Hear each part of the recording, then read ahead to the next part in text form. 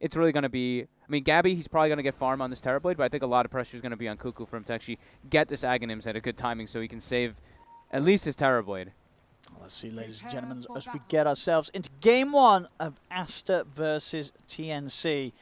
Let's see what we have going on between these two teams and who is able to get themselves on top in this first game.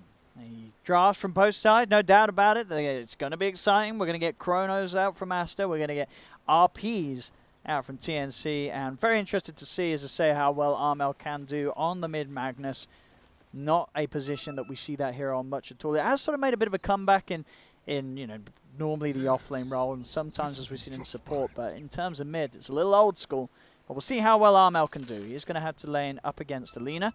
He should have a like not a great time, but he's gonna get last hits. The Lena's gonna do a bit better, but yeah, he shouldn't die. Lena can threaten kills if there's a rotation, but I don't think I think we're gonna see lots of dual lanes stick it out. It's a little easier for the Lena as well to mess with the denies, having that stun as the Magnus. Yeah. Yeah, only relying really on sort of the shockwave burst to secure those harder CS. So it looks like they're gonna be starting the Terrorblade down bottom. They might be starting with 3 heroes and just sending Cuckoo up top to scout things out. So Undying Ogre, they're walking in. Sylar, he's spooked. He's like, I don't want to go anywhere near either of those heroes. So it looks like 2 for 2 rune exchange. Top, they have blocked the pull camp with the Phoenix, making sure they can't reset that lane, and we'll see the actual lanes start to play out. So yeah, Ogre, TB bottom. This is a combination of how much? 11 plus. They have 19 armor between these two heroes. And it's a level 1 Bloodlust. So they're just really trying to secure Gabby to have the best time possible, even avoiding the matchup versus the Centaur Phoenix. Because, you know, the problem with laning versus Centaur Phoenix is Terrorblade is you can get last hits as meta, but when you don't have meta, it is definitely extremely problematic. You'll just get hit by spirits. If you walk up, you get stunned. So Bloodlusted, Terrorblade bottom immediately at the start. Popping meta, he's going to force this Void away. And then afterwards, they can actually play this lane. But the first iteration of meta, they will be pushed off the wave quite heavily. So top's probably going to be the battle lane. That's going to be the fun one. Bottom, I feel like is going to be a bit boring. Ninja Boogie. Trying to get those strength stacks up onto XXS. And punching the center out of the lane. Bottom lane, the meta does finish. These lane setups for TNC are really nice. He's versus like Undying versus double strength up top. If he ever gets double decays off, it's going to be very problematic. XXS is getting crushed down low because of these decays. He's level 2 on Ninja Boogie 2. The Soul Rip, the Deeps, the Fire Spirit. It's enough. It is. The attack speed slow, keeping Cuckoo off having that final touch onto the Centaur. So nobody will fall today on that top lane. The mid lane matchup, as we can see, 3 for 2, 8 for 2. He's crushing it. He's owning. It certainly is. He's getting those CS very, very nicely at the moment, Armel. All 3 lanes looking sharp. The way they got their lane setups, just having that quick dodge out happen. I didn't think mid would be this elite for now. I didn't think it would be that one-sided, but Armel definitely having a better start. Oh, as I say, it'll be interesting to see. As personally, I've not got the chance to see Lover play mid, so he's going to be under our watchful eye this game. Hey, he looked good in the game that I got to watch. We see mid lane and Ninja Boogie's going to suicide on the Undying to the tower. Get his mana back so he can continue putting pressure up top, and Gabby's getting full free farm bottom. Sylar is also getting good farm. Yeah, he's able to have a look in. I mean, these two heroes don't really threaten him too much at this stage when the meta's down. And yeah, he can trade hits pretty nicely back once he's got the point in the bash and such. Aiming for TB. Mid lane Armel starting to get harassed back a little bit now. Starting even Lover's got the level 4 online. 2 points in Dragon Slayer. It's going to be a little more painful for the Magnus to get up and close to the wave against. His bottom. When opening onto Fenrir. Not quite enough control. Sylar now able to see us underneath the tower. Gabby trying to do his best to take that away from him, but won't be the case. Starting to get their levels decently up top. The higher level the Centaur gets, the much better time he has versus the Weaver. But these little tricks that you can do with the Undying, like these suicide plays, just make such a big difference in the laning phase, just so you can keep that pressure and your presence up.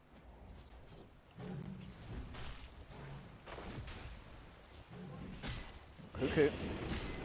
Seems to be careful every time that XXS comes in for a quick punch. It doesn't have the point in the double edge quite yet, but once he does, there's definite kill threat here from Aster.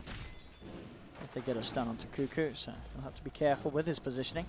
Ninja Boogie's got to be a little careful too. He's got Sword, he's got a lot of health right now, but the levels are coming out. Cuckoo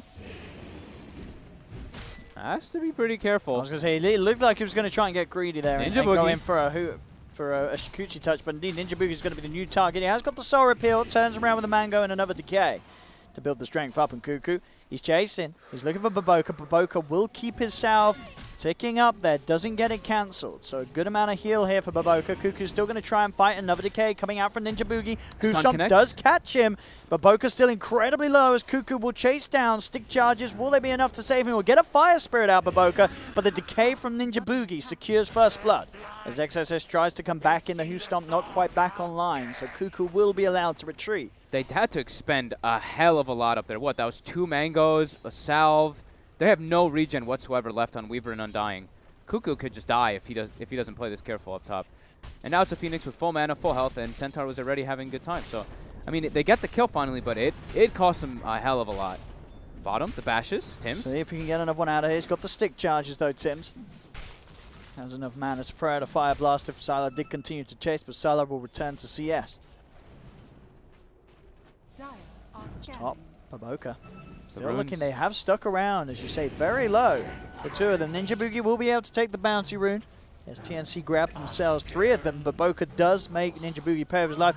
He may even get Cuckoo here as well. The dive actually doesn't go over him, so he didn't get that extra bit of damage that he needed to get that kill, as Cuckoo will survive. Don't think he had him anyway. It would have been very close. Yeah, it's really low damage, level 1. Yep. Yeah. Maybe the slow would have let him get the extra hit before he gets to the shrine there. So I think Aster's okay with all that's happening there. Even though they didn't get those bounty runes, they've got a Centaur who's having a lane. Yep. He's level 4. The most important thing as Centaur is you don't get just smashed and pushed out of your lane. He's not getting smashed and pushed out. He pretty much has the Tranquil Boots finished. So it's a less than 1k gold advantage for TNC though. It's Baboka. He's eating all that harassment. Has to watch out for that little surprise soul rip that can come out. Has some wand charges though. Actually finishes the whole wand. I guess because he's Versa Weaver. Yeah, so he's going to get the charges up really quickly in that lane. Look at this rotation. Lina actually making the quick move down bottom. They want to kill the Terrorblade early, and Gabby this is the might time get caught out by this. Get that 6 online, get yourself in. You're going to have more than enough burst to kill him if he's not aware of you heading over. They have to know something's up there. Like, where the hell's the mid? Oh, they're going to have the sleep set up. Gabby, he's absolutely gone. Yeah. No chance there for the Terrorblade as a successful rotation comes out from Lover. Immediately back to the mid lane as well. Arma did get a little lead in CS, but not by much. Maybe they can get the return kill, though. They've got the setup. TPs are coming through. And Armel, he's actually low on mana there, so we'll have to back away. Light Strike doesn't connect. They'll look to see if they can find at least one of the 2 of them on the retreat. Tims trying his best to hide. Central will drop down just in case Tims did go for the warding mission, but he did not. He's still out of enemy vision. Will be able to get himself into the trees, and a good escape from Tims. They don't kill the Lina, but they don't lose anyone for trying. As the game still stands 3-for-1 for Aster at this moment in time. 7 minutes in. Very close, though, on the farm and the net worth. Not much at all between these 2 teams. Very similar kind of coming out on both sides. I mean, it's a fairly even kind of size draft. It's just Aster, they've got much better team fight. When they start getting all these level 6s, we're going to see them making quick moves pretty much immediately. Unless Armel can sort of get some godly RPs. Yeah. It's going to be tough. It's going to be very hard. You're against 3 ranged heroes. That can certainly offer a lot to disrupt your sort of lead in on the fights. And a lot of big ultimates that you have to be very wary of yourself when you're jumping in to make the play. It's like, even if he does get the RPs off, where's the damage coming from early on? That's my big question. Weaver, Terrorblade, they're not going to be dishing out too much, and their spell damage, besides that, they don't really have any spell damage at all on the side of TNC Predator. It's really all about the later stages when they've got RP if they land on multiple heroes with a strong Terrorblade hitting, but besides that, yeah, their damage is extremely lackluster. I think if this Centaur gets to a point where he has an early Crimson Guard or something, I think TNC is going to be in a hell of a lot of trouble as well. And it's not like sure the Empower is nice for the TB, but it sort of works I don't know. It's obviously still nice with the Chronosphere because you have extra damage onto the meta, but you're not cleaving, you know. So even if you do get these big sort of RPs, in terms of sort of AoE follow-up damage, there's a Shikuchi. That's about it. You know what I mean? They don't have the nuke. They just don't have team fight. It's like literally an RP and a tombstone for their team fight, and there's just no like. We just look. I mean, look at Aster. It's like they've got Lina Dragon Slave, they've got Phoenix Fire Spirits and Icarus Stop. Not even counting the ultimates. It's just so much extra little nukes that are going to be coming into play. The one thing is though that Empowered is going to make Gabby farm this jungle just that much faster. And we've already seen TobiWan farming jungle every single day, every single series pretty much. So that's going to make Gabby be able to just reside to the jungle and give his supports a stronger laning start, as we see already. Farming some Ancients at level 6 with TobiWan. I'll be able to make good work of it. 21 armor. I mean, it's just crazy to see it. I just watch it. The more I see it, the more it's pretty ridiculous. I mean, sure, he's not got a lot of HP, but there's other heroes as well around that HP. Chrono. Like this man, the Void, Sylar. Got the setup with the Chrono, getting the bashes through as well. Tims does get the Fire Blast out. Jump forward from Sylar allows them to finish the kill. Ninja Boogie's trying to punch back onto Baboka, but the two of them will chase. They've got the time dilation slowing down the Undying as they will get both of the kills down here. Sylar getting the last touch, more money for the Void. I know you're not a big fan of it, but I love the 2-1-2 build on the Void. I just love the early point in time dilation. It does. I mean, it does so much, especially against the right sort of heroes. Against Undying, against Weaver, exactly. That's exactly what I was going to say too. It can fit so well versus a lot of these lineups to make early rotations. To get these easier gank setups for your teammates. Gabby does come back into the lane and get the kill onto Femra. Femra was trying to head over to the bounty room, but Gabby was able to secure the bounty room for TNC in time and get the kill upon him.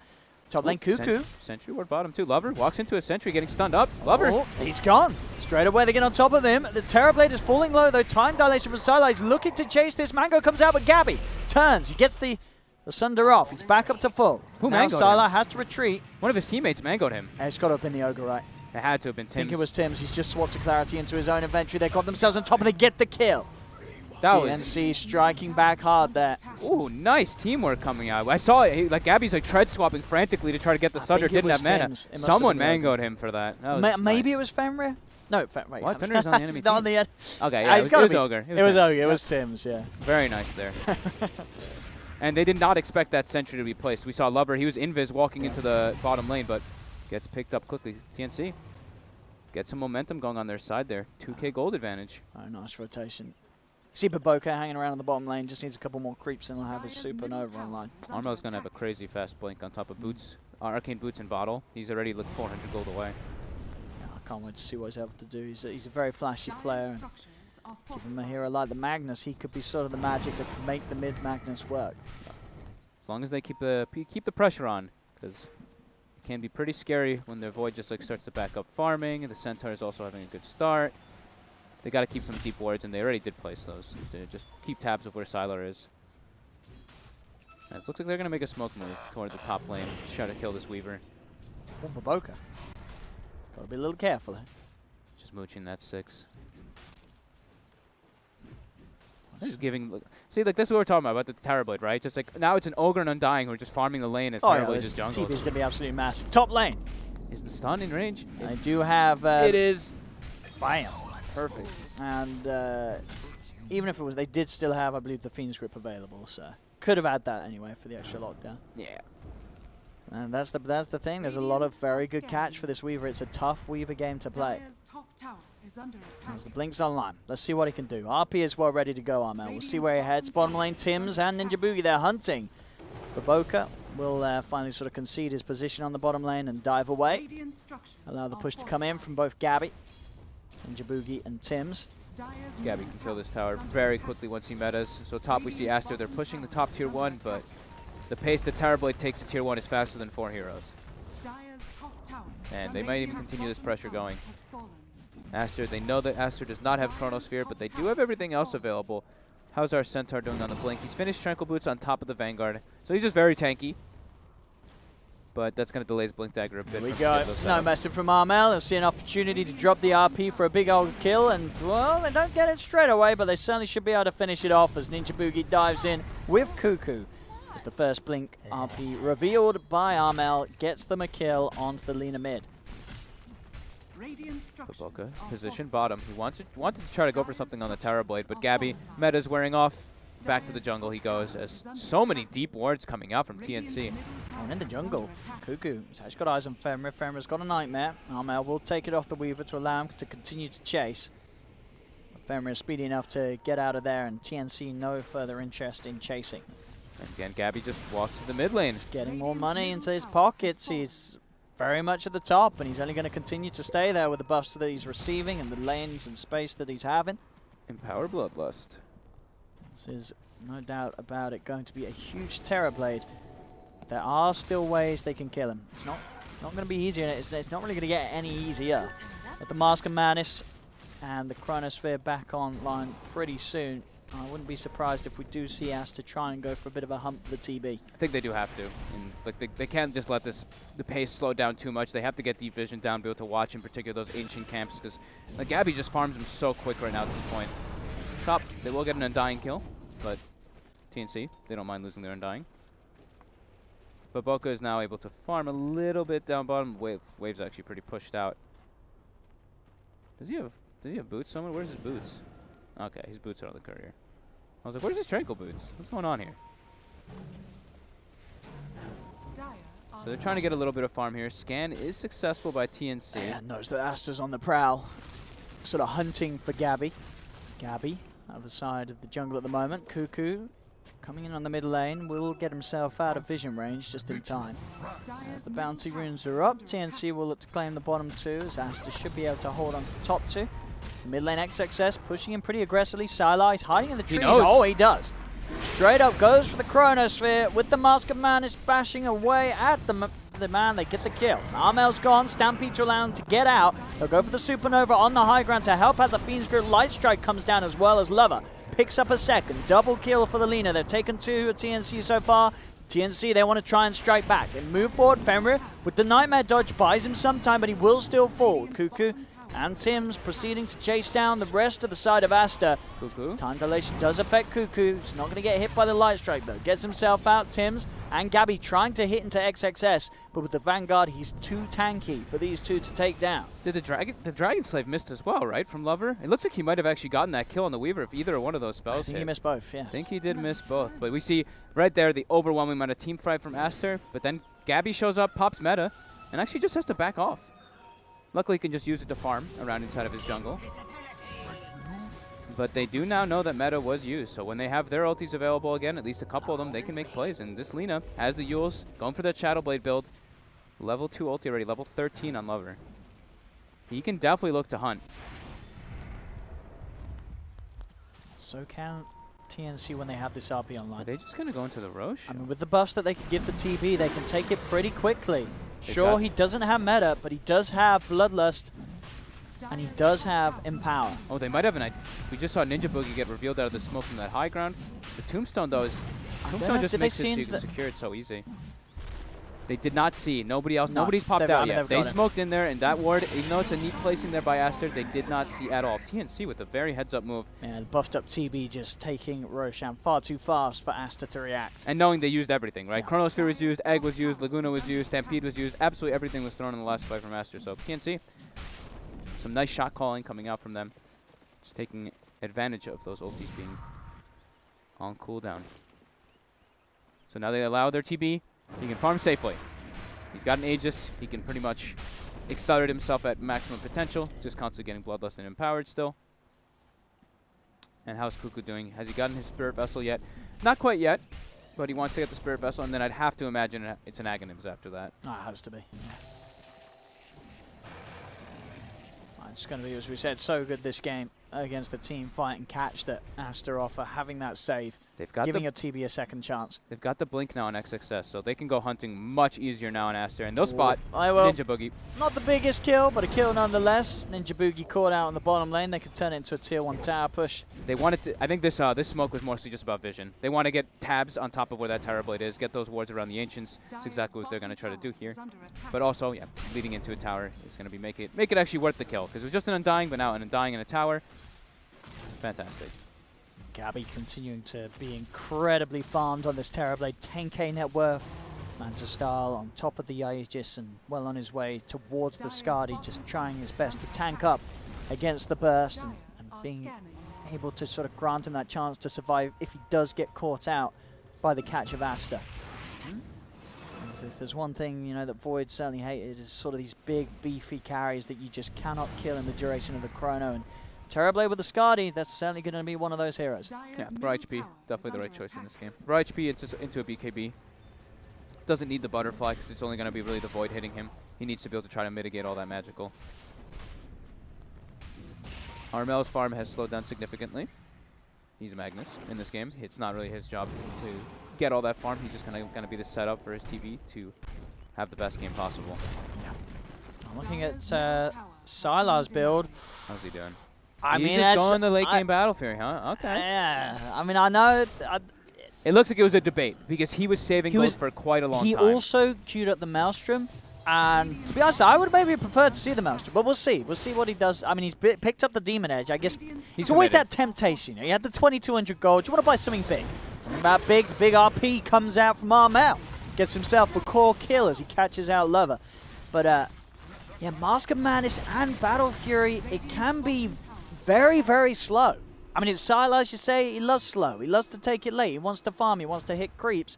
Sure, technically the Cleaver's nice against the Terrorblade and his illusions, but normally they're pretty far spread out. They're getting their base hit already. I don't know if this is going to be good enough from Sylar.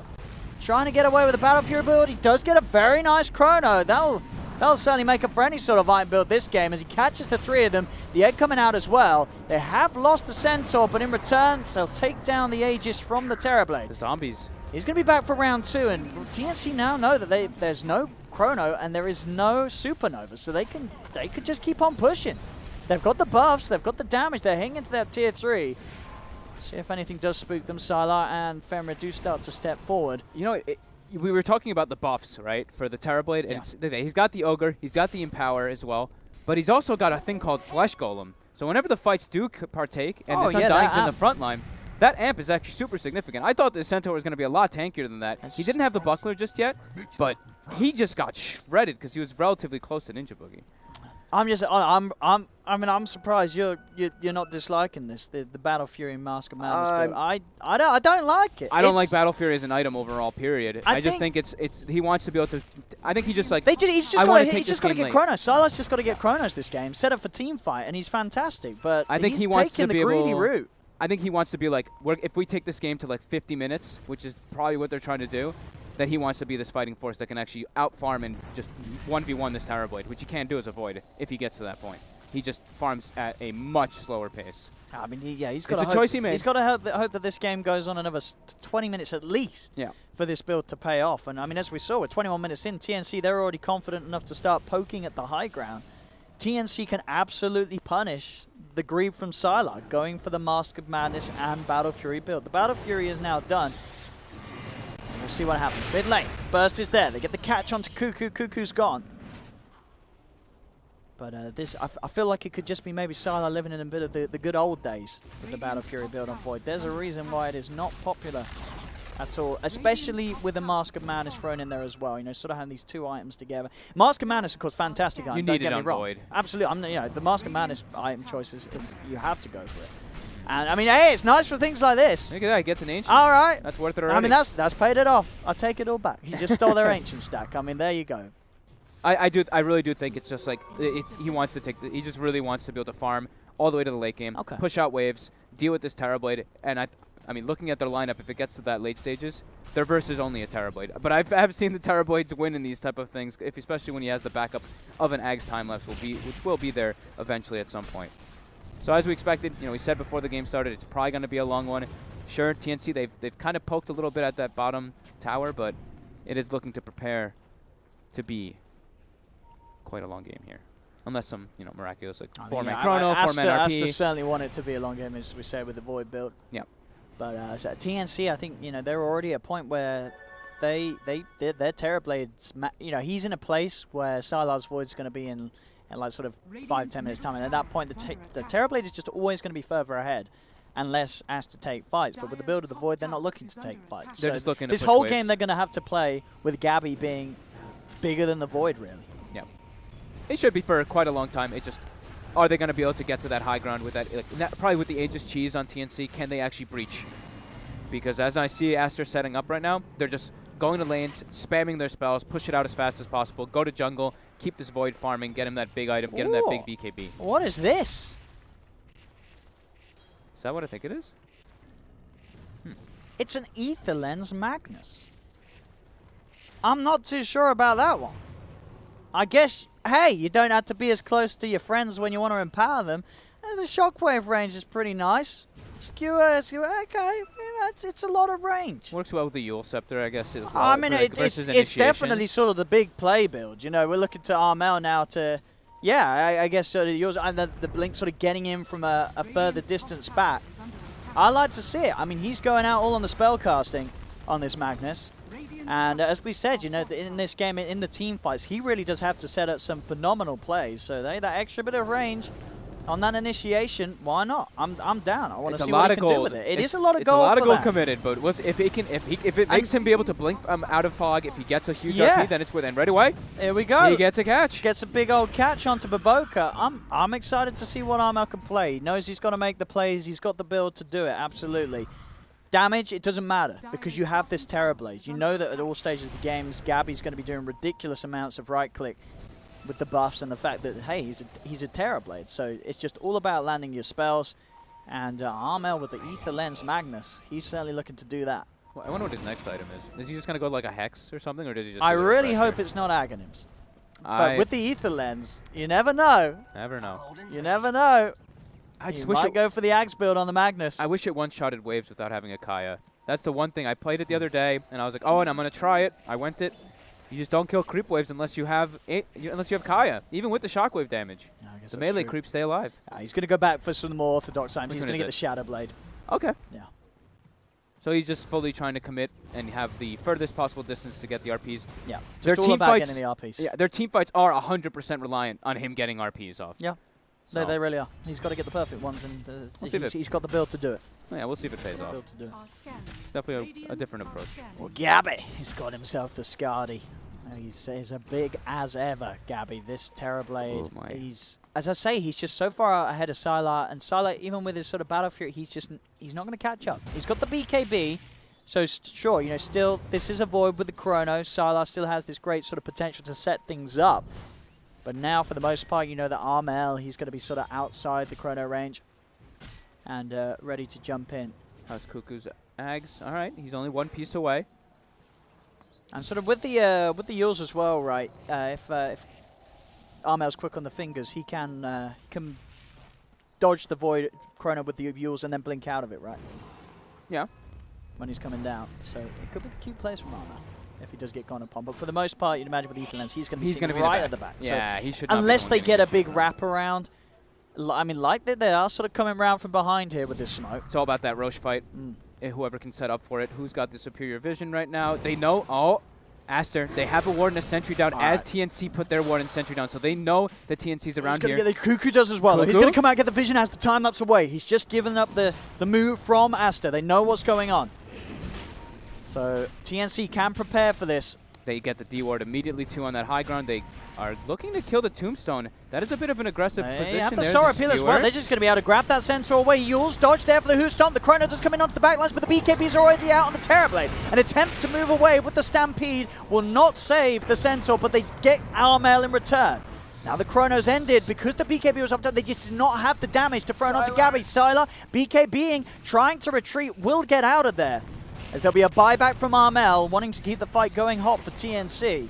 As a buyback also out from XXS. Both teams buying back their one loss that they had in that fight. Gabby's still got the Metamorphosis, so TNC can be very confident going back into the pit. Aster has no ultis. They don't. Can they do anything to contest this? Lover's trying to step forward. There's the jump. Armel goes to the duel. Will get Yuled up, but Fenrir just gets pummeled down by Gabby. Still with some time left on this Metamorphosis, but Boka as well. Just too much damage coming out for this Terrorblade. Yules trying to control it. Oh, XXS! Does manage to burst down the TB, can turn towards Cuckoo as well with a bash. They'll get themselves another. The time dilation causing issues here for Tims and Ninja Boogie as they continue to chase down. The sleep setting up onto Ninja Boogie. A buyback coming out from Baboka and Fenrir to add to this effort, and it pays off. They push TNC away from the pit, and now Aster can get in themselves and look to take down the Roshan for their own side. XXS just coming in so clutch there, just finding the Terrorblade on top. He double edges an illusion, but it does splash onto the Terrorblade, and it's enough to bring them down. And how many buybacks was that total? There's 3 buybacks, I believe, from Aster. So Fenrir, Baboka, and XXS earlier in the fight. And for TNC, I believe just the buyback from Armel. Armel, yep. And they were so close to that Aghanims on the Weaver, too. Oh, I bet they were. What was he? He was pretty much. He pretty much much had had it. But yeah, as you say, it's if going to he be had that. it in that last fight, he could have actually probably saved the Terrorblade before he gets brought down there. Yeah, he absolutely would have. So yeah, Aster. They're overwhelming amount of team fight. They blow everything initially, but they're able to reset. That, I mean, the Centaur buyback, massively clutch. Oh yeah. Now they've got Aegis Cheese. But yeah, you've got the buffs of Roshan, so. Yeah. This is super worth it. Yeah. Now it's almost a heart finished up on the Centaur too, and we were already talking about TNC. They can have some damage issues. It's only going to be coming from that Terrorblade, and they're looking like they want to fight. They've got this Aghanims finish now on the Weaver, but they're just so reliant on Gabby to be in the right place. I see they're coming round. See if they can get the jump. See if Gabby can sort of bait play in. Ninja Boogie leading forward. There's the jump forward from XXS. Fire Blast comes out. Jump forward to the side. Sylar gets the Chrono onto the 2 of them. Doesn't have a lot of damage by himself. They do have the Supernova and the Phoenix Grid coming out, as well as the Laguna. They throw everything onto Armel. Gets them the kill, but they lose the egg. The focus there from Gabby with the BKB and the Metamorphosis allows him to take down Baboka. The controls there onto XXS as he's getting slowed down by the Ignite. XXS will fall as Aster have lost 2. Sylar having to back off as the rest of TNC will successfully push back Aster. And that was Aster's fight coming in. They do protect the Aegis. Did they use the cheese in that fight? No, XXS didn't use it. He was Spirit Vessel and just being chased, so he's like, there's no point in him using it. It wouldn't even heal him at all. They do still at least have those 2, but a successful fight nonetheless for TNC there. Yeah, sometimes getting initiated on yourself can be decent when it's an Ogre and a Magnus inside of that Chrono. These 2 pretty tanky heroes for this Void. They don't really have. They didn't have the Lina to throw in all the damage. XXS also got a bit isolated as well, so team fight gets split up and looks okay for TNC this time. Got a force on Ogre now, so that extra sort of way to get in and to sort of set up for the team. So close. Oh, Fenrir. Slaughtered. I mean, Gabby just still is big. Yeah, he's getting close to critical mass. As it was interesting what Sylar goes now. Obviously, went for the Battle Fury into the BKB. He's got 3,500 gold. Probably the MKB, I'd imagine. I think so, and he's going for his own butterfly. Okay. Okay. I thought he'd go for the MKB just when he saw the Talisman of Evasion. I mean, I guess maybe he feels that... He switched it. Yeah, I figured. Yeah, okay. Yeah. I was like, there's no way he's not going to go MKB here. They have to kill this Terrorblade somehow. And we felt with the burst, with the combos, with the sort of the Phoenix play, as long as they chrono him before he gets the BKB out, they can sort of do it at the moment. You know, they can kill Gabby. As long as they control the Weaver as well. Like the Weaver. Yeah, is the that's problem. true. They didn't have to worry about the Aghanims before. Yeah, but they are going to now. Weaver's got Aghanims. He's queued up the Blink Dagger so he can position himself around the Chronosphere so he can make sure to protect him. Yeah. So who's got the control? Who's going to be the one that actually can get that Weaver die? I guess it must be the Lina, but it's just sending him up in the air with the Yules. Yeah. That's sort of your best bet in terms of getting that instant sort of time where you don't have to worry about the Terrorblade being saved. I think that's the big one. XXS has nearly got the money for the heart. I'd be really surprised if he doesn't pick up the Aghanims after the heart. I think it's so good this game. Yeah, against the protection. RP. Yep. And against the meta, because as we've seen so far, TNC have been doing a very good job at sort of picking the team fights and making sure that they don't get overrun by Aster's lineup that has, as we sort of said from the draft, a really nice team fight on paper. There's Gabby, ready to push in. I mean, the Aster's the side with the Aegis and Cheese, but TNC, they're getting more done at this point because this Terrorblade is just so damn big. 52 armor. 52 armor, and he's hitting for 550. This is so crazy. I mean, it's just a Terrorblade in their dream team. buffs. It's everything on this Terrorblade, all the pressure in the world on Gabby to be that damage dealer. His teammates just have to make him look great. I think that's the way to play Dota when you've got a Terrorblade on your team. You know, you realize that this is the strongest hero, arguably, you know, one of the strongest carries, if not the strongest carry in the game at the moment. You can make it even stronger, and then the game sort of, you know, can play itself to a T if you do allow the space for your Terrorblade to get the farm on the map, and they certainly did. They did a great job of securing the area for Gabby to farm. He's getting, I mean, like we were saying, he's getting close to critical mass, so once he starts getting that, like, I mean, his last item, pretty much, like that 6th, maybe the Hurricane Pike, or if he replaces that with something else, that's going to be their big go time, because they don't want to keep stalling this out. The Void is far from being maxed out. He can still replace two of his small items quite easily. I like this as well from Lover. He's going for the E-Blade. Yep. So just heavy on the magical burst. A little weird when he has an Aghanim. That is true. That is sort of the one sort of.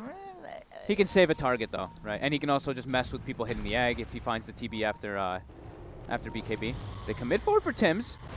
TNC, they're positioned in the back, though. They were smoked. RP. He gets announced from 2 of them. BKB was already out, but the damage from Gabby is just cutting through them. Still, there's the time for Sylar to find the time walk. They turn, they have the control. The Supernova's still going to go off and successfully stun up the Terrorblade. The time lapse with the Aghanims allows Gabby the second life, though. There's a skewer on Mel, picking up the 2 of them. Sylar is able to time that walk back out. But XXS is dead. The Light Strike comes out onto the 3 of them. Sylar still trying his best to punch back. He's getting the bushes onto Ninja Boogie. Ninja Boogie taking down to the Spirit Vessel. Jump from Armel. Continuing to chase Sylar. He's got the time disable with the Yule Scepter, but Sylar still gets the chance to go for the time walk down to the low ground. Oh, he's alive. Sylar will survive for now.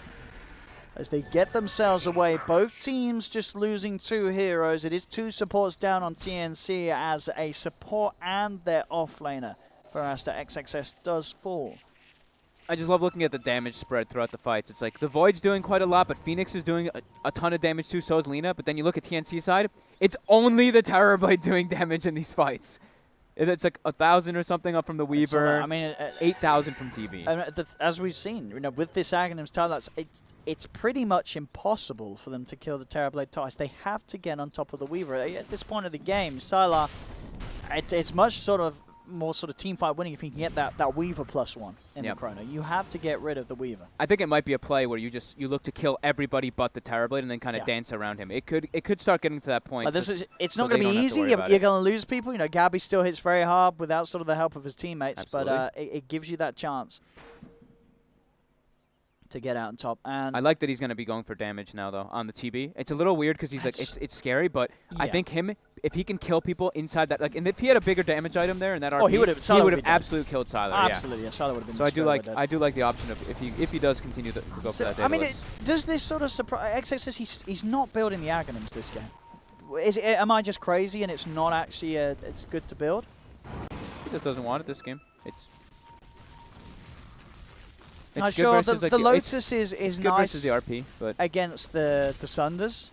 But then again, as we've seen, the Terrorblade hasn't really had to use Sunder most of the time because Cuckoo's there to keep him high on health. I think he wants to play the fact that he's not like relying. It's like, oh, we're getting RP'd, I need an Aghanim. He gets RP'd in mid, but I think he wants to be his own strong force rather than being like, oh, you know, we're relying on this defensive maneuver. It's like we're pretty much playing that we're getting jumped on instead of us getting the jump. I think that might be his thought process, but yeah, I'm not too sure. We'll see. As Sylar is continuing to rack up the gold on top of the MKB.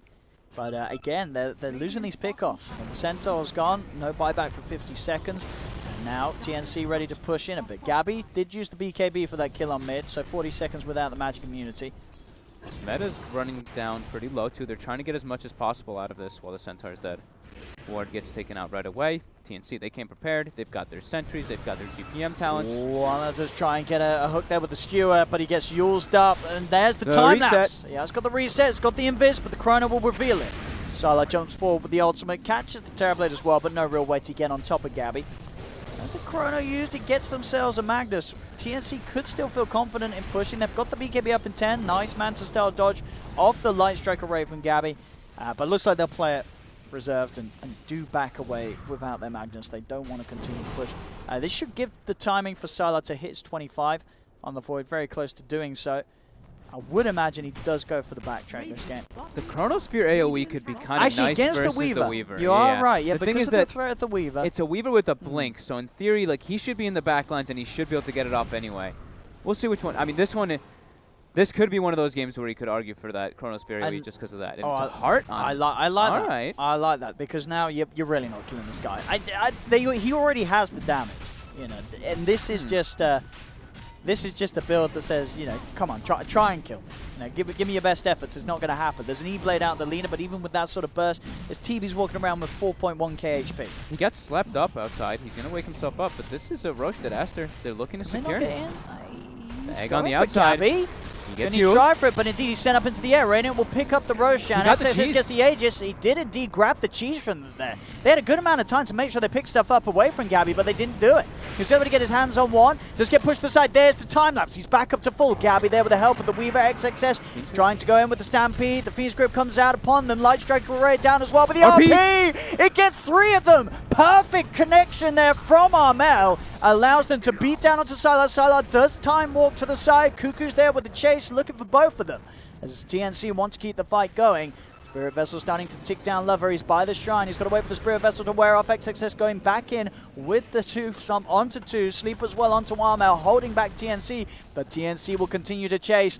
They're getting the slow onto XXS. Aster, they do have Sylar watching from the high ground. He has got a chrono. It could be a big one, and it is! It gets the 3 of them. The stun as well, holding Armel back for a little bit, but they'll focus towards the chrono target. There's the time lapse again. Aghanim Sylar's trying to save the man, but it's not enough. The chain stuns come out from Aster. Skew up from Armel, at least picks up the Lina in return. And Sylar, he's not done yet. Time walks across. Time dilation onto Armel, slowing down the Magnus. Another jump forward. Aster claim Armel's life as well. Sylar did get the important thing inside that last rush too. He did get the refresh shard, and he saved it there. I was scared for a second because I thought he was going to refresh a shard, and the Mask of Madness silence was still going to be on him, but they had enough control to actually bring down this Terrorblade anyway. And now a full Butterfly. This Battle Fury paid off. And he did go for the backtrack. So that on top of the Butterfly, he's hard to beat down. You know, he may not sort of have the HP and the armor that the TB does, but he has a hell of a lot of evasion. And obviously at the moment, TNC, they don't have ways to punch through it. Ooh. No one with any sort of true strike. Yep. As they're pushing in Aster. TNC really has to be careful when they group up and walk into high grounds. It's kind of like similar on both sides. There's just so much team fight on Aster, and TNC, they have a Magnus. So Aster's been doing a good job of keeping themselves split out. XXS commits forward here. Oh, he's got the safety of the Stampede. So feeling confident to do so, and you know, sort of baiting out the buyback from Armel. That's certainly as good as anything to do. Armel will try for the catch, maybe. He is bloodlusted. Will turn his attention elsewhere. DD on the bottom. That's the big thing they're looking at here. It's going to be Cuckoo who actually bottles it up. Yeah, I'm not going to do a crazy amount for him. No, of course, no right click on this Weaver. So we got to watch. We got to watch Sylar. You know, he's got double chrono. He has gotten rid of the Mask of Madness. I like that choice too. You know, he disassembled it for his Butterfly. I think that's a great choice, so he doesn't silence himself, so he doesn't mess up if he can try to set up for a double Chronosphere positioning. Now, I wonder what he does to get sort of as his next item. As there's so many options for the Void this game. Yeah. Do you want to somehow get more attack speed, or maybe go for that sort of active item, Nullifier or something late game? Not too sure. Could be super huge. Like you said, he's got a lot of options. I think that it's because like this Battle Fury build, like it actually paid off. They made to stall now it that out the game is at 41 minutes in. Yeah, that's what they prepared for. You know? It's the way that they wanted to play. Hey, you know, maybe Sylar could have gone for a more active early game build, and they could have maybe won the game earlier, or sort of got on top, made the team fights happen a bit of a higher frequency. You know, they decided to take it to this later, more volatile portion of the game because. You know, Sylar and the boys on Aster, it's probably what they feel more comfortable with. They feel much sort of more in their element playing out a game to the later portions. So I mean, they drafted it that way too, right? Yeah. They're like, they saw Terrorblade first too, they picked Void first too. Yeah. So they know, let's take it late. This is how they want to play it. Yeah, and that's the way that they played in the earlier stage of this tournament too. They played a 76-minute game versus EG. They played a 50-minute game before that. They probably watched, or they probably took a glance at the TNC games, and they're like, all right, TNC likes to play late too. 50-minute games, let's bring it to them. And right now, they've claimed themselves a 4K gold lead. They've got some nice control on the map too, and they're saving this refresher shard. So the next upcoming team fight is going to be very tough for TNC to take unless they have some incredible vision advantage. It's not going to be easy at all. No.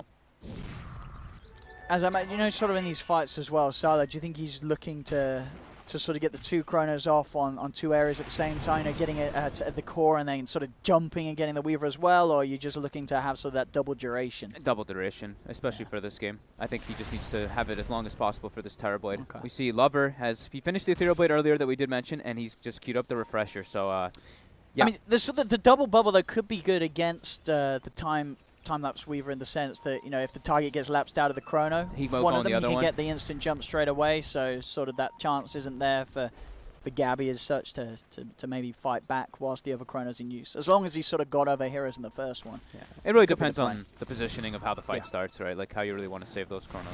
They have a lot of options for Aster. Like we were mentioning, on TNC, for them starting the fight, it's like Undying kind of has to charge in. They throw some bugs out. He throws a tombstone, and then it's a lot of pressure on Armel to really land those RPs. You look at Aster; they've got like 5 heroes or 4 heroes that can start the fight.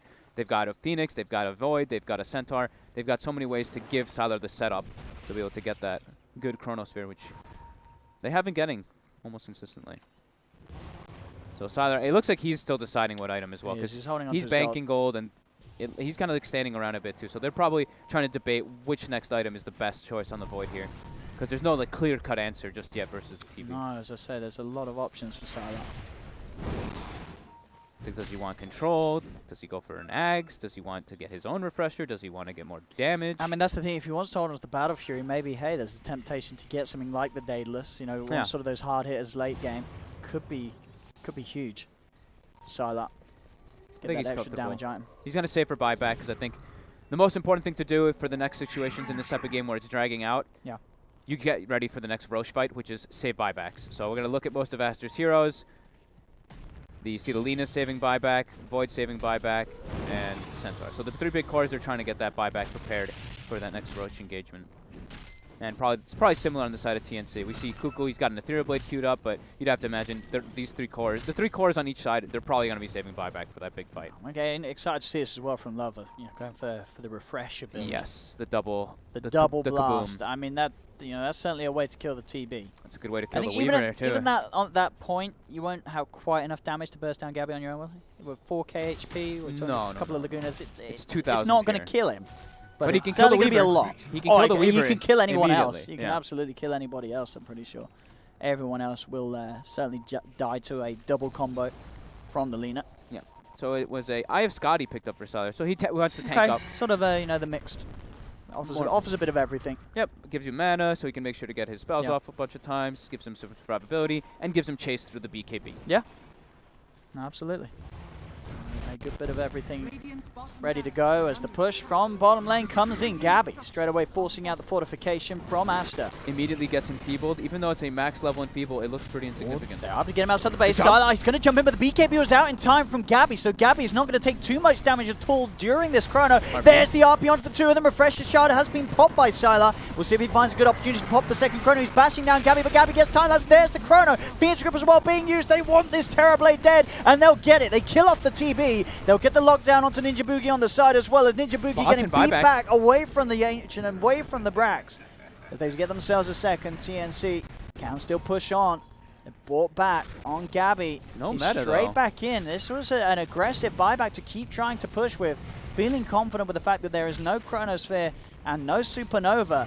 He himself has to be careful. Gabby trying to fight. Juiced up here by Aster. They jump forward. They've got the burst. They're bringing him down pretty low. Jump forward from Armel. Gets the Steward. Time lapse will get him back up to full. Gabby. As Gabby trying to get on top of his targets, but Lover with the Shadow Blade able to get himself all the way away. They do get Cuckoo, and that is a bit of an awkward attempt there from TNC to keep the push going. They brought back on the Terrorblade, wanting to continue the pressure. But they punish it, Aster. They don't kill the Terrorblade, but they kill everyone else pretty much, and now they're ready to push back themselves. That started to feel like a bit of a desperate move there by TNC. They're just like, uh-oh, it's getting to the late stages of the game, and we only have a Terrorblade versus this core heroes that just really continue to scale. And just so much overwhelming team fighting control. Roshan's up again. Yep. As Aster, they'll head into the pit. Just continuing to, saving that refresher shard, right, from Sylar, just massive plays coming in. He's really pulling it off on the Void this game. Sylar, KDA, 6-1 and 15. And now you're probably all happy because you see a Battle Fury winning, so we're going to see more Owen Battle Fury Voids. I mean, the Battle Fury Void is winning. I doubted it. You know, I didn't. I've been infected like sort of with the, you know, the analysis of all you guys, you know, the years of flaming the battlefield. But Sylar, he's showing us that it can still work. He did it perfect, right? He didn't overlap his chronos whatsoever. The Sunder came off. He didn't feed. You know, a lot of the times we see Voids, they get the Battle Fury and then they struggle in the fights. But Sylar did a great job of balancing out what he could sort of contribute and not sort of overexerting himself in team fights whilst he was sort of at the stage with just the Battle Fury. It looked like also inside that fight, I think they overlapped the time-lapse plus the Sunder, right? It looked like both of them happened at the same time. But I think there was definitely panic there from TNC. Yeah. And it cost them. It's allowed Aster to now stand 14k advantage. Sure, that bottom racks may have been touched upon as they took the tier 3, but the racks themselves still stand. Sylar is invised up. He actually has the refresher shard in his backpack, so we see that cooldown is taking a very long time. No, he probably wants to take that out. I mean, I guess they know that if he does find a good chrono at the moment without the second one, they can still very much take a good fight. Yeah. But even so, as you said, that cooldown is going to be a whole lot longer. It's out in his backpack. I gotta say, this Aether Lens on Armel is. You're not liking it? It's I don't feel like the pressure from it is having that much of an effect. Sure, I saw him do some nice skewers to push away from tombstones and stuff like that, but he's got so much gold committed on these small items, and it really is just all on Gabby. And it is your mid laner, yeah, as you say. This is your second highest priority this game in farm, and he's not even he's playing for those RPs, which is sort of one of the reasons why Magnus sort of fell out of favor. You know, it's so much pressure on you to land this big ultimate, and yeah, he does get the leader here. To get the one of them. Sylar is ready to fight back, though. There's going to be a buyback. They know that they can certainly continue this brawl against TNC if TNC want to continue to chase this. They won't do so. That's the only control that TNC has. The RP's down. Ogre's dead for 90 seconds. Aster, they've got a lot of moves they can make on the map right now to keep this pressure on. And another way of sort of helping keep the team alive. XXS, he's got his 25, takes the return on. Yeah, I saw that. I was actually going to say, the hoof stop is so nice. Like, even more control coming in. But, okay. I mean, it works great on yourself. The return order on you. Like, I think Kyle was saying it earlier, too. It's like, in theory, you look at it, it's like, it's really damn nice, but it works based off your team's strength. So, double refreshers coming out. So now, Armel, he actually hides the refresher as well. He uses it, so he's got RP ready. This could catch Aster off guard here. There's the jump. He gets the one, but it is a big one. The damage coming out from Gabby, and it's not going to be enough. The Bane Sleep. Sylar being saved there by Fenrir, allowed to time walk out. The egg does fall, as TNC will continue to fight, despite the very nice save there for the Void. As they take the egg down, they take the Aegis as well, looking for a second attempt onto killing XXS. He's pretty damn beefy, does still have a cheese and a stampede available. Armel screwing him back deep. There's the Stampede coming out. Yules and Light Strike coming down upon him, trying to protect him. There's the Chrono. Sylar, he only gets the one, and he realized this is not the Chrono to fight around. Jumps back up to the high ground, but Cuckoo's on the chase. He's on top of Sylar. Sylar's in trouble, and he'll fall. Cuckoo on the support Weaver getting in and getting the big kills. As Sylar goes down, Fenrir will be allowed to TP out. But this time, it's Aster that sort of over-push and overstay their welcome on the bottom lane as TNC push them out of the base. Ooh, Sylar's had such good situations with his Chronos. That one, definitely not the one. Instantly tries to back up, but gets chased down, and Aster. Dead for quite a while. They could certainly look to force the buyback out here, TNC. Did look like that refresher caught them off guard there from Armel. Him buying it and resetting it, putting it into his backpack. I think also, same thing from Gabby. He used the refresher and then hid it away. So they didn't know that those double ultis, or I mean, I say ulti, but Metamorphosis, which is pretty much an ultimate, plus that RP were going to come out. Amazing Bane Sleep. But then they try to commit back in, and now TNC, they've got the lanes pushed in. Yeah, I'm talking about refresh. You know, the Lena still yet to use her. He has got that double burst. He used buyback too earlier, so he has to be careful. He's got to be very careful how he steps forward. But TNC, they will need to be stopped if Aster want to hold on to these bottom racks. It doesn't look like can do anything to stop it. Gabby gets the melee racks. They'll take the range racks as well. TNC now sweeping towards the middle lane. Jump forward. Who stomped has come out. XXS trying to set up the fight. Sunray starts to bring Tim's down pretty low. Will be soul ripped up and decided TNC back away from the tier 3 tower. He puts a light strike onto Ninja Boogie. Quick Sunder from Gabby gets him back up to full as they head in. Armel with the catch, skewering XXS out of the base. They have the damage to take him down with a BKB commitment. They'll try their best. It's going to be bringing XXS down only to half HP, though he's still so tanky with the lockdown. They've got the damage onto Gabby. Time-lapse comes out from Cuckoo. Stampede now from XXS as they look to continue to chase down these big kills. Can they find the big targets? Tim's is going to be found, but Armel, he's going to jump back in, goes for the RP onto Sylar, but the rest of the team have bailed on him. Armel gets Laguna bladed, and that is 2 dead without buyback on TNC. Aster know that they can look to punish for more as there's no backup coming in this time round for TNC. The E-Blade, the lockdown, controlling Ninja Boogie, sets up for a 3rd kill for Aster. As a back and forth game, as both teams just trying to push it a little too much. We saw TNC, they got the bottom racks. They felt confident in terms of staying around for more, but now they're in a place where they are without that Magnus for 100 seconds. Aster with the full lineup ready to push, and ready with 2 chronos still from Sylar that he can throw out if they do get themselves over there. Sylar, where's he heading? There's some TB illusions that they've got to deal with. He's sort of saying, did you need a hand back there, lover? And he's still thinking about going up and down the lane. He's not joined his team as of yet. His team's already pushing into the base. He's indecisive. He's kind of going back and forth. Sylar's going to take some time to get it. He still has chrono as well as the refresher. He's got the shard. double. Yeah, he's got the double. They get themselves the tier 3 tower. Jump forward, Sylar.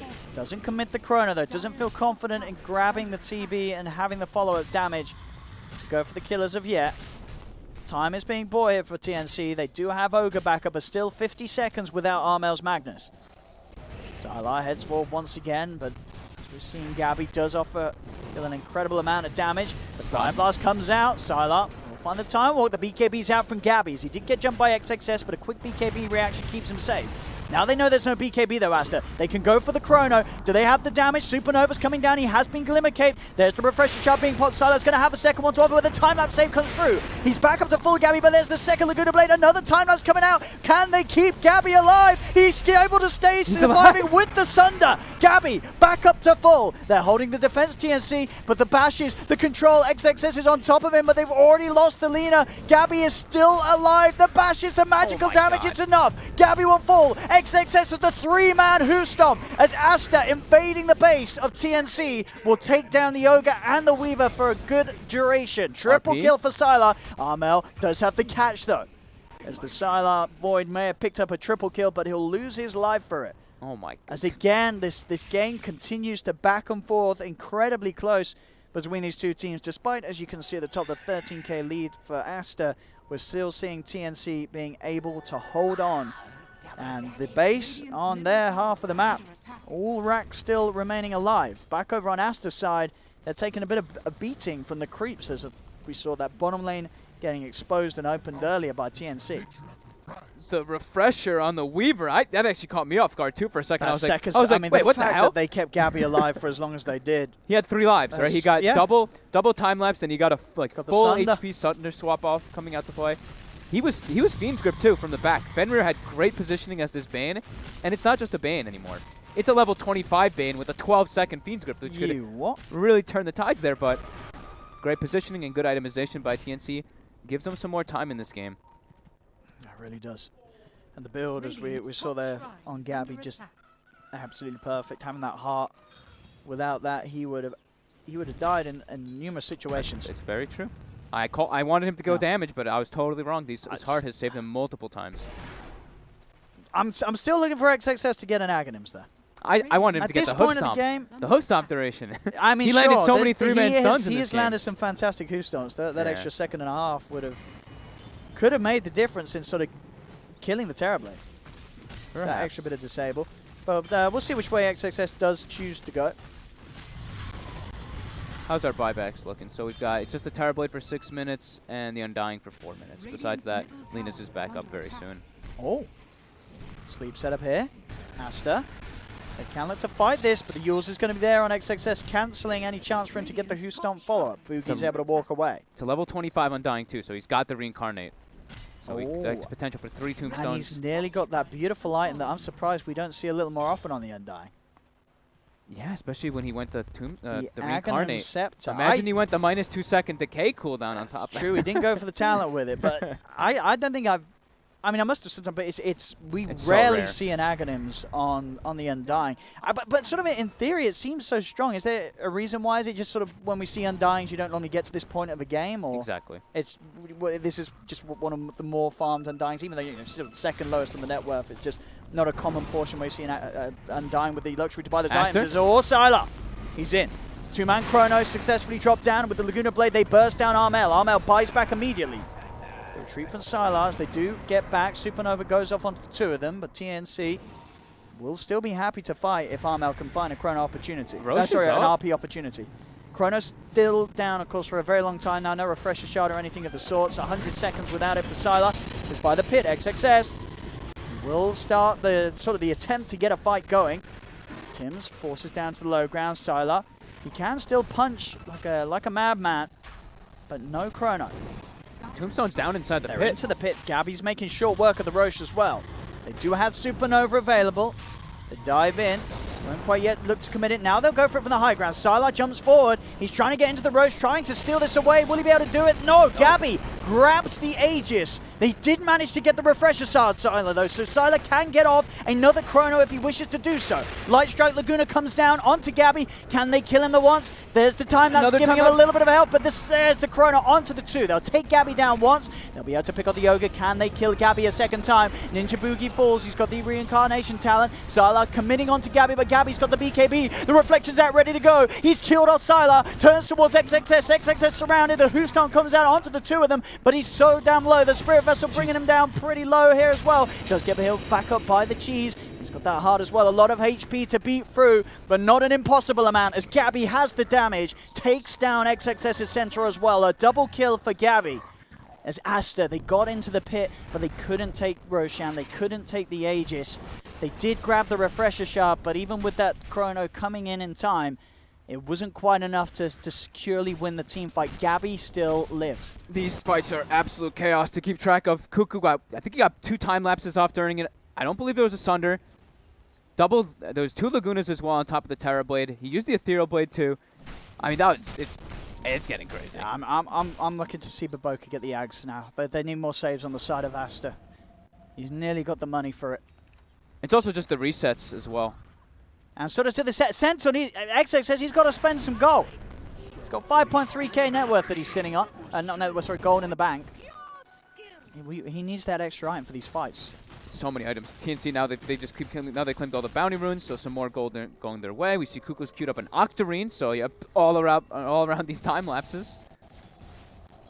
And it seems like these pressure for like Sylar to get these perfect chronos now is becoming more of a thing as Gabby. This Terra Blade. I didn't think he'd be able to make it this far, but we're hitting 60 minutes now already. Gabby on the TB. I mean, just look at this farm. This has got to be some of the most farm we've seen on a Terra Blade. I mean, this has to be the most farmed Terra Blade right today. And we've seen a lot of Terra Blades in the field. 47,000 net worth. Nearly 1,000 CS. And 60 minutes in. Gabby is having the time of his life as carry player this match. TNC has double RP ready. How is all our other... I'm just trying to keep track of all the refreshers. So we got 55 on Lina, 35 on Phoenix, 81 on Weaver, 101 on Terra Blade.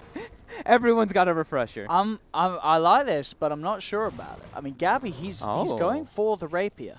I don't know if he needs to, though. I mean, I feel like you get a Daedalus, you're going to kill people just as easy. Oh, there he bought it. There it finally is as well. The Aghanim Scepter on XXS. I really feel that we're going to see this make a huge difference in the fights. So I was surprised that he didn't get it earlier. He's got it now. He has got that Aghanim Stampede ready to play. But yeah, Gabby. We'll see if he does go in on that Rapier purchase. He's holding on to just the Demon Edge in his backpack for now. XXS. Chrono. Focus Sylar. Gets the Chrono onto the two of them. Straight away looks to get the easier target, but there's the time lapse save from outside. He can't get the kill. Sylar has to back off with the Time Walk. Tim's still alive, forced out to the side. The Supernova does get the two of them. RP from Armel comes out, but it's only onto a Bane. Sylar can't recommit though with the BKB as they've taken down 3 members of TNC. TNC, they're crumbling amongst this fight. Armel's caught out. Sylar goes back and gets the bash off. 4 dead on TNC. He used the time lapse for the Ogre? He did, yeah. Used it on the Ogre in the Chrono. No. Felt confident with the sort of the opportunities of maybe having the time for the second one, but Refresher is not up for 10 seconds. He didn't have a second time lapse. In the mid lane, they just throw away another life. That's Cuckoo dead. He does have buyback. He was just desperately sort of trying to keep them away from the base, because you look at the buybacks at TNC, what's sort of the timings on this? 30 seconds on TB is the important one. That's the big one. They are going to have Gabby back up. But it's just going to be Gabby versus a whole lineup. They don't have Mag. They don't have Magnus. They don't have meta. This is looking rough for TNC. That fight was literally everything went wrong for them. They solo RP'd a Bane. He got insta-uled afterwards. They time-lapsed an Ogre. Sylar got a great Chronosphere to start it. I think Aster can just go for the close-up here now. I think so too. I don't see TNC being able to do anything to stop this one now. They've got the buyback now. Ninja Boogie, he's starting to build up the decays. He's got Crimson Guard 2 to block some damage on the throne. But Sylar's not messing around. He's just hitting the Ancients. So is XXS. Is there really anything that TNC can do to stop this? There is not. As the Ancient will fall, GG is called. Oh, they played it. They had such good team fights up to that point too, and just that one got completely botched. The initiation went sour. The counter, like the save, didn't go well. They were doing so well. Cuckoo was getting these saves time and time again on Gabby, but then he used it on the Ogre. As I say, man, it's not the longest of cooldowns, but every second counts in a fight like that. And if as you see us there, you use it on a support, you're not going to have it for those saves that we saw him get off fantastically many of the fights before. But Aster, they do it. The Sylar Void, as I say, coming into absolute big time with the plays, with the Battle Fury build nonetheless as well. Sylar showing us it can still be very much viable. And also just impressive. It's always impressive to sort of see a Terrorblade getting beaten in this day and age, and especially when it's a Terrorblade as big as Gabby was. You know, this is Aster pulling out the big plays to end the game, as we see in some of these mid-game fights. Incredibly back-and-forth action between these two teams. Yeah, and there's a lot of like small things that really added up in this game. Like Baboka was like, he was always in the right place in this game. I feel like I was going to say, I feel like he did the most damage in the game, and I look, and he actually did do the most damage for his team. Terrorblade was way higher, of course, on the TNC side, but Baboka, he was constantly getting Fire Spirits on all the heroes necessary. I saw Sunrays almost full like health killing people time and time again. Every time. That was a really well-played game on the Phoenix. It could have been a bit difficult when there's the Terrorblade and the Weaver that are able to focus, but the Weaver, he wasn't able to actually go for focusing on the X, so it was all the pressure on Gabby, and yeah, overall, Team Aster, they executed it just a little bit better. It was just one of those games that was so close that one sort of game-losing mistake or bad team fight will just end the game, as we did see it on the top lane. Like, look at this Sunray. Look how much damage he's able to do. He did like half of the HP of the Terrorblade there, gets all of his spirits out. Does end up kind of baiting them in here, too. So, like, he dies, but then Sylar comes in. He's like, all right. Perfect opportunity for a chrono. So the dream moment there where the enemy team just walks into the high ground. You're standing there at the top of the staircase with the purple ball ready to go. And that's where the tide really seemed to turn there. Even though there was an Ags time-lapse there, XXX blinked past the Chronosphere, got the follow-up stun, and that was the huge turnaround because they saved the refresher shard that whole time. So Sylar for the next fight had it available. They take a successful one there. We saw a lot of refreshers getting popped all around, but it all comes in clutch on those last final fights where the Ags time-lapse was used on an Ogre, and they didn't have the way to reset and pull off that Terrorblade. And the RP, of course, too, on a solo Bane. And in a game like this as well, where it was so close, when you sort of look to the next draft, I mean, what are these teams saying? Is there a hero that they absolutely, we can expect them to want to just pick straight up again, something that really worked, and at the same time, is there something that you feel that you do ban out against your opponent once you've played this game one? Like, what is the big scare that you don't want to see get through again? If I was TNC, I'd probably be give a little more respect to the Phoenix. Because like they love Nyx. They absolutely love this hero, and they didn't have anything to stop this Phoenix in the background time and time again. Like Baboka, 8-7 and 27, he did 60,000 damage for his team and 15,000 healing. Like, that's insane as a 4 position. On the opposition side, the other 4 position, TNC, like Tim's, I guess, as the Ogre, he'd be the 4. Or actually, Ninja Boogie, I guess, would be the 4 as the Undying. He did like 12,000. So it's like, that is a very significant difference on the Baboka Phoenix.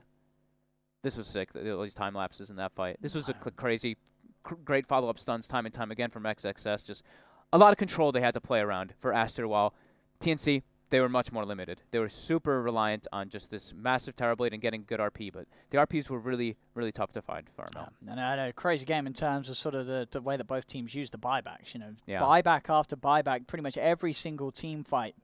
being used. Both teams not afraid to get themselves back in there, which did indeed sort of lead towards the game being as close as it was. Look at these eggs, though. Like, Baboka there on the high ground, hitting everybody with the Fire Spirits, hitting everyone with the stun pretty much, and just Spirit Vesseling nuts. Look at that. The Phoenix is... I always like watching, like, you know, there's crazy team fights that are happening, but the back lines, when you see these support players, what they're able to do when they're ignored, it's pretty beautiful. A crazy amount of action from both sides, and a real battle to the death in this game one.